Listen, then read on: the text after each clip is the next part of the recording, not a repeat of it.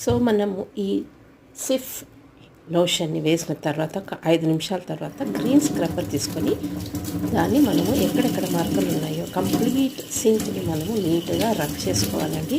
Steel నార వాడితే sync అంతా మరకలు అయిపోతుంది.